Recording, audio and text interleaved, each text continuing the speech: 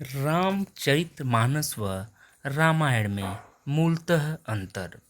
रामचरितमानस व रामायण में मूलतः क्या अंतर है? रामायण को श्लोकों के प्रारूप में लिखा गया है, जबकि रामचरितमानस को चौपाई प्रारूप में लिखा गया है। रामायण भगवान राम की यात्रा की मूल कहानी है। रामचरितमानस रामायण का मूल मंत्र है। तुलसीदास ने अपनी पुस्तक में वाल्मीकि को माना है। नंबर 1, काल का अंतर। महर्षि वाल्मीकि जी ने रामायण की रचना प्रभु श्री राम के जीवन काल में ही की थी। राम का काल 5114 ईसा पूर्व का माना जाता है, जबकि गोस्वामी तुलसीदास जी ने रामचरितमानस को मध्यकाल अर्थात विक्रम संवत 1631 अंग्रेजी सन 1573 में रामचरितमानस का लेखन प्रारंभ किया और विक्रम संवत 1633 अर्थात 1575 में पूर्ण किया था। एक शोध के अनुसार रामायण का लिखित रूप 600 ईसा पूर्व का माना जाता है। नंबर 2 है भाषा में अंतर। महर्षि वाल्मीकि जी ने रामायण को संस्कृत भाषा में लिखा था, जबकि तुलसीदास जी ने रामचरितमानस को अवधी में लिखा था। हालांकि रामचरितमानस की भाषा के बारे में विद्वान एक मत नहीं है। कोई इसे अवधी मानता है तो कोई भोजपुरी। कुछ लोग मानस की भाषा अवधी और भोजपुरी की मिलीजुली भाषा मानते हैं। मानस की भाषा बुंदेली मानने वालों की संख्या भी कम नहीं है। नंबर 3 है कथा के आधार में अंतर। महर्षि वाल्मीकि जी ने श्री राम के जीवन को अपनी आंखों से देखा था। उनकी कथा का आधार खुद राम का जीवन ही था, जबकि तुलसीदास जी ने रामायण सहित अन्य कई रामायणों को आधार बनाकर रामचरितमानस को लिखा था। यह भी कहते हैं कि उनकी सहायता हनुमान जी ने ही की थी। नंबर 4 है श्लोक और चौपाई। रामायण को संस्कृत काव्य की भाषा में लिखा गया, जिसमें सर्ग और श्लोक होते हैं, जबकि रामचरितमानस के दोहों और चौपाइयों की संख्या अधिक है। रामायण में 24,000 श्लोक और 500 सर्ग तथा 7 कांड हैं।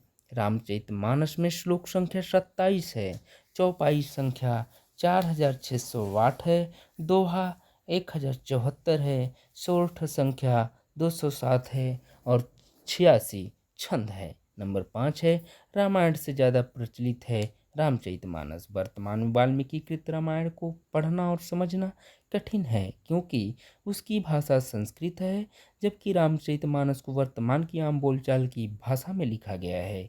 जनमानस की इस भाषा के कारण ही रामचरितमानस का पाठ हर जगह प्रचलित है।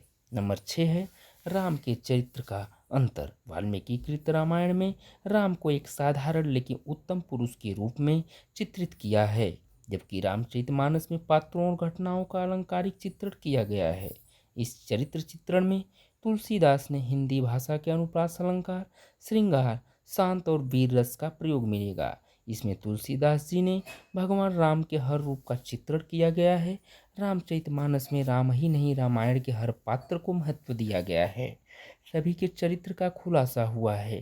तुलसीदास जी ने राम के चरित्र को एक महानायक और महाशक्ति के रूप में चित्रित किया है। नंबर 7 है घटनाओं में अंतर। वाल्मीकि कृत रामायण और गोस्वामी तुलसीदास कृत रामचरितमानस में घटनाओं में कुछ अंतर मिलेगा। जैसे श्री राम और सीता जनकपुरी में बाग में एक दूसरे को देखते हैं, तब सीता जी शिव जी से प्रार्थना करती हैं कि श्री राम से ही उनका विवाह हो। यह प्रसंग तुलसीकृत रामचरितमानस में है, वाल्मीकि रामायण में नहीं। धनुष प्रसंग भी तुलसीकृत रामचरितमानस में भिन्न मिलेगा। अंगद के पैर का नहीं हिलना, हनुमान जी का सीना चीरकर राम सीता का चित्र दिखाना, अहिरावण का प्रसंग, यह तुलसीकृत रामचरितमानस में ही मिलेगा। वाल्मीकि रामायण में इंद्र के द्वारा भेजे गए मातली राम को बताते हैं कि रावण का वध कैसे करना है, जबकि तुलसीकृत रामचरितमानस में यह प्रसंग नहीं मिलता। रावण के वध के लिए हृदय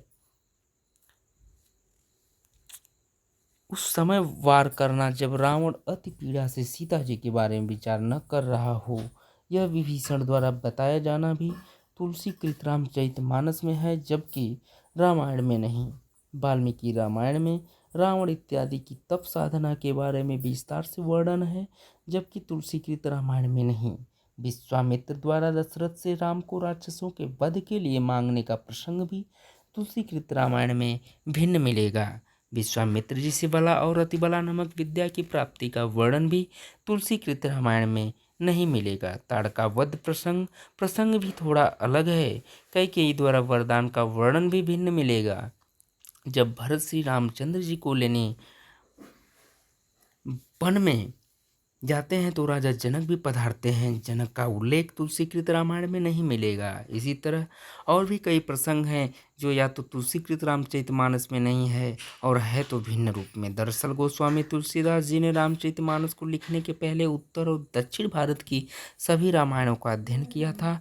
उन्होंने रामचरितमानस में उसी प्रसंग को रखा जो कि महत्वपूर्ण थे। कहते हैं कि रामायण में जो वाल्मीकि नहीं लिख पाए उन्होंने वह अध्यात्म रामायण में लिखी थी। तुलसीदास जी ने कुछ प्रसंग आध्यात्म रामायण से भी उठाए थे। नंबर 8 है रामायण और रामचरितमानस का अर्थ क्या है। इसके बारे में हम आगे कहानी में जानने की कोशिश करते हैं। रामायण का अर्थ है राम का मंदिर, राम का घर, राम का आलय या राम का मार्ग, जबकि रामचरितमानस का अर्थ राम के चैत्य का सरोवर, राम के मन का सरोवर। रामचरितमानस को राम दर्शन भी कहते हैं। मंदिर में जाने के जो नियम हैं वही सरोवर में स्नान के नियम हैं। मंदिर जाने से भी पाप धुल जाते हैं और पवित्र सरोवर में स्नान करने से भी पाप धुल जाते हैं। नंबर 9 है ऋषि और भक्त की लिखी हुई रामायण। महर्षि वाल्मीकि प्रभु श्री राम के प्रशंसक जरूर थे, लेकिन वे भक्त तो भगवान शिव के थे। उन्होंने शिव की मदद से ही इस रामायण को लिखा था, जबकि तुलसीदास जी प्रभु श्री राम के अनन्य भक्त थे और उन्होंने स्वप्न में भगवान शिव के आदेश से राम भक्त के हनुमान की मदद से रामचरितमानस को लिखा था। तो दोस्तों ये रहा रामचरितमानस और रामायण में मूलतः अंतर क्या है। और ऐसी ही कहानियाँ प्राप्त करने के लिए आप सभी लोग मेरे चैनल को ज़रूर सब्सक्राइब करिए, लाइक करिए। आपका बहुत बहुत तहे दिल से आभार होगा। शुभकामनाएं दोस्तों, बहुत बहुत धन्यवाद। Thank you so much.